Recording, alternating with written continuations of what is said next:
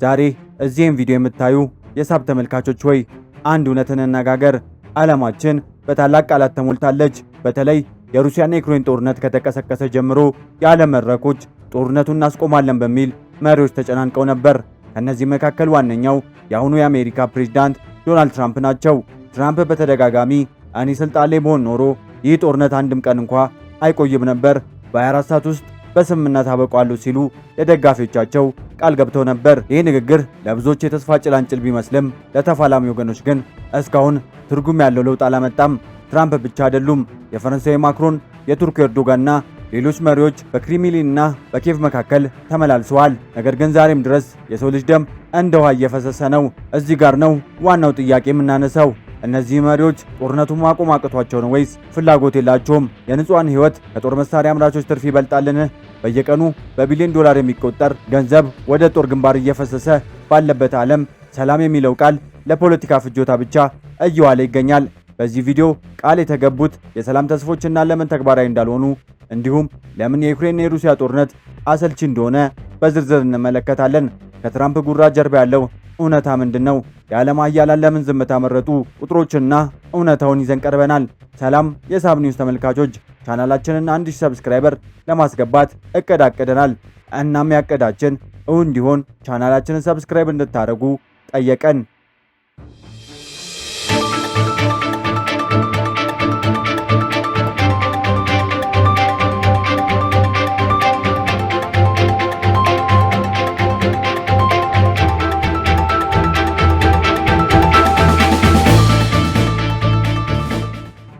ውድ የሳብ ተመልካቾች፣ አሁን ወደ ከባዱ ጥያቄ እንለፍ።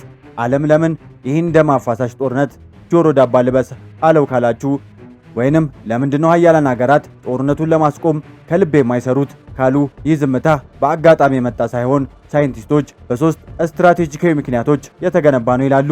የመጀመሪያው የድካም ስሜት ሲሆን ሳይንስ ኮምፓሽን ፋቲጅ ይለዋል። የሰው ልጅ አእምሮ ረጅም ለዘለቁ ቀውሶች ያለው ምላሽ እየቀነሰ ይሄዳል። ጦርነት በጀመረባቸው በመጀመሪያዎቹ ወራት የዓለም ሚዲያዎች ትኩረት ከፍተኛ ነበር። ነገር ግን ጊዜው እየረዘመ ሲሄድ በስነ ልቦና ጥናት ሃፕቴሽን በሚባለው ክስተት ይፈጠራል። ሰዎች በየቀኑ የሞት ዜና ሲሰሙ አእምሯቸው ራሱን ለመጠበቅ ሲል መረጃውን ችላ ማለት ይጀምራል። ለዚህም ይመስላል ዓለም አቀፉ ማህበረሰብ ለዩክሬን ስቃይ ዲሴንትራላይዝድ ሆኗል ማለት ይቻላል። ሁለተኛው የጦርነት ኢኮኖሚክስ ወይም ሚሊተሪ ኢንዱስትሪያል ኮምፕሌክስ የሚባለው ሲሆን ጦርነቱ ለአንዳንዶች ትልቅ ቢዝነስ ነው።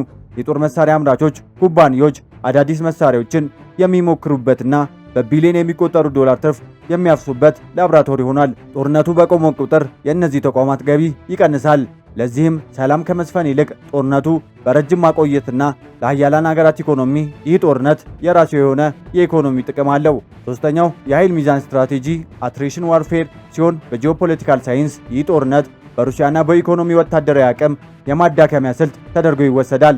ምዕራባውያን ጦርነቱን በቀጥታ ከማስቆም ይልቅ በረጅም ጊዜ ሩሲያን እንድትደነዝዝ ይፈልጋሉ። በዚህ መሃል ግን የሚጠፋው የሰው ሕይወትና የሚፈራረሰው የንጹሃን ቤት በስሌት ውስጥ ቦታ የለውም። በዚህ በሩሲያና በዩክሬን ጦርነት ውስጥ ሁለት ወሳኝ ሰዎች የዚህ ጦርነት ተዋናያን ናቸው። የመጀመሪያው ፕሬዝዳንት ቭላዲሚር ፑቲን ሲሆኑ ለብዙ አስርተ ዓመታት ሩሲያን በብረት እጅ የመሩ ሰው ናቸው። ይህ ጦርነት የጀመሩት የሩሲያን ደህንነት ለማስጠበቅና የኔቶ መስፋፋት ለመግታት በሚል ምክንያት ነው። በፑቲን እይታ ዩክሬን ራሷን የቻለች ሀገር ሳትሆን ከሩሲያ ጋር ታሪካዊ፣ ባህላዊ ትስስር ያላት ግዛት ነች። ይህ አስተሳሰባቸው ነው ዛሬ ለምናየው መጠነ ሰፊ ጥፋት መነሻው ነው። ፑቲን በጦርነት ውስጥ ያላቸው ሚና ጥንቃቄ የተሞላበትና በረጅም ጊዜ ስሌት የተመሰረተ ነው። ሩሲያ ላይ የተጣለው ዓለም አቀፍ ማዕቀብን ለመቋቋም የገንዘብ ምንዛሪያቸውን፣ ኢኮኖሚያቸውን ለማረጋጋት ከፍተኛ ጥረት ያደርጋሉ። በወታደራዊ ረገድም ልዩ ወታደራዊ ዘመቻ ብለው የጠሩት ጦርነት ለፑቲን የሩሲያ ኃያልነትን ዳግም ለመመስከር የሚደረግ ትግል ነው።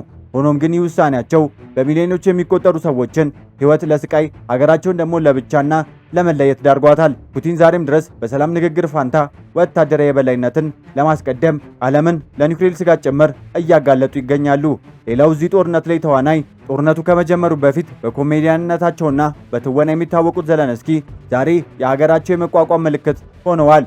ሩሲያ ኪየቭን ለመቆጣጠር በቀረበችበት በዚህ አስፈሪ የመጀመሪያው ቀን እኔ እዚህ ነኝ የትም አልሄድም በማለት በሞባይላቸው የቀረጹትን ቪዲዮ ዩክሬናውያንን መንፈስ ቀስቅሷል። ዘለንስኪ ከምዕራባውያን መሪዎች ጋር ባላቸው ጠንካራ ግንኙነት ለዩክሬን በቢሊዮን የሚቆጠሩ ዶላር እርዳታ ዘመናዊ መሳሪያዎችን በማስገኘት ረገድ ትልቅ ሚና ተጫውተዋል። ዘለንስኪ ጦርነቱን የሚመሩት በዲጂታል ዲፕሎማሲ ብልሃት ነው። በየቀኑ በማህበራዊ ሚዲያ የሚያሳትፏቸው መልእክቶች ዓለም አቀፍ ማህበረሰብን ዩክሬንን እንዳይረሳ አድርጎታል። ሆኖም ግን ዘለንስኪ ትልቅ ፈተና ከፊታቸው ተደቅኗል። በአንድ በኩል የሀገራቸውን መሬት ላለማስረከብ ቃል ገብተዋል።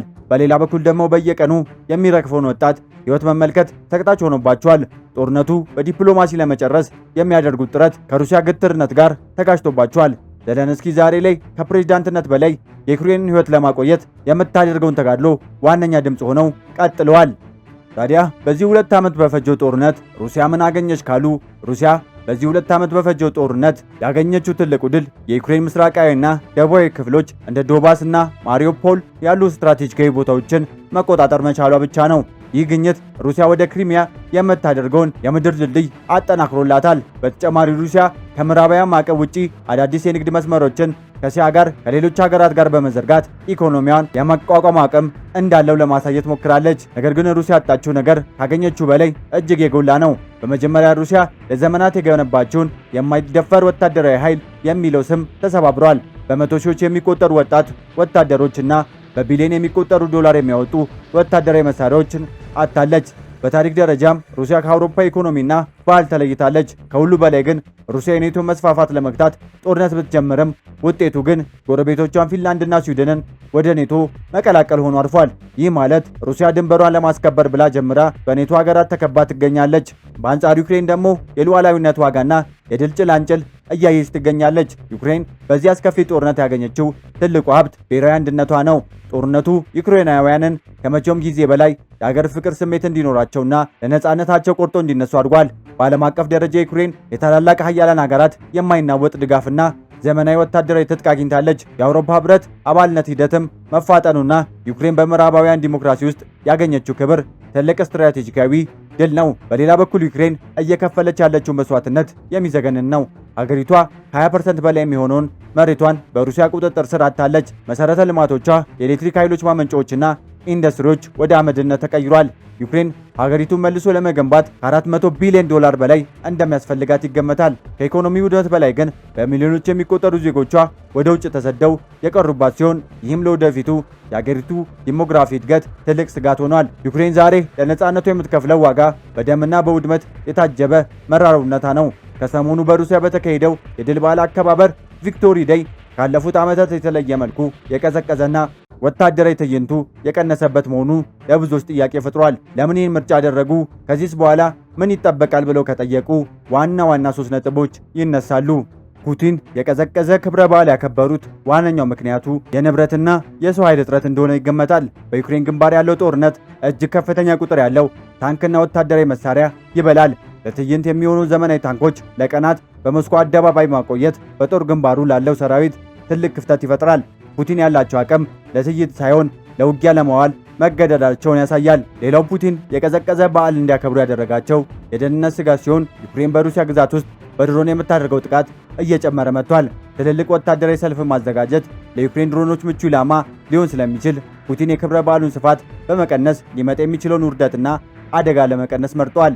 ሌላው የሞራል ጥያቄ ሲሆን በሺዎች የሚቆጠሩ የሩሲያ ቤተሰቦች ልጆቻቸው በጦርነት እያጡ ባሉበት ወቅት በሞስኮ አደባባይ እጅግ ደማቅና የተጋነነ ጭፈራ ማዘጋጀት በሕዝቡ ዘንድ ቅሬታ ሊቀሰቀስ ይችላል በሚል ስጋት ትተውታል ይባላል። ታዲያ ይህ ጦርነት እንዴት ያልቃል? ከዚህስ በኋላ ምን ይፈጠራል ብሎ ከጠየቁ ከዚህ ቀዝቃዛ በዓል በኋላ የምናየው እውነታ የጦርነቱን መፋፋም ይሆናል ተብሎ ይገመታል። ፑቲን በንግግራቸው ላይ ምዕራባውያን የዓለም አቀፍ ግጭት ፈልገውናል ሲሉ ከሷል። ይህ የሚያሳየው ሩሲያ ለረጅም ጊዜ ጦርነት ዋር ኦፍ አትሪሽን ራሷን እያዘጋጀች መሆኑ ነው። ሌላው የኃይል ማሰባሰቢያ ሞቢላይዜሽን፣ ሩሲያ አዳዲስ ወታደሮችን በብዛት ወደ ግንባር በመላክ የዩክሬን መከላከያን ለመስበር ትሞክራለች። ሌላው የአየር ጥቃት መጨመር ሲሆን ሩሲያ የዩክሬን የኤሌክትሪክና የኃይል መሰረተ ልማቶች ላይ የምታደርገውን የሚሳኤል ጥቃት ይበልጥ እንደምታጠናክረው ይገመታል። ይህ የሩሲያ ግትርነት ምዕራባውያንን ለዩክሬን የሚሰጡትን ረጅም ርቀት መሳሪያዎችና ዘመናዊ ጀቶችን እንደ ኤፍ-16 ያሉ እንዲያፋጥኑ ያደርጋቸዋል። በአጠቃላይ የቀዘቀዘው በዓል የሰላም ምልክት ሳይሆን ሩሲያ ለከባድና ለረጅም ትንቅንቅ ጉልበቷን እያጠራቀመች መሆኑን የሚያሳይ ከአውሎ ነፋስ በፊት ያለ ጸጥታ ነው ማለት ይቻላል። ጦርነቱ ወደ ተከታዩና ይበልጥ አስከፊ ምዕራፍ እየተሸጋገረ መሆኑንም ዓለም ሊረዳው ይገባል።